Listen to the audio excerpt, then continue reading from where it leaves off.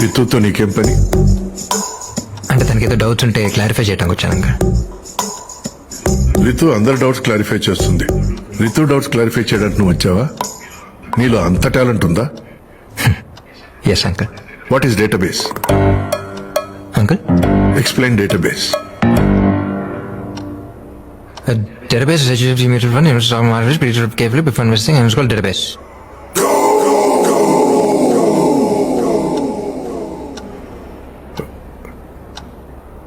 ఇప్పుడు నువ్వు చెప్పింది నీకైనా అర్థమైందా? అయ్యో మీరు క్యాచ్ చేయలేదా? ఇంకోసారి చెప్తాను. డేటాబేస్.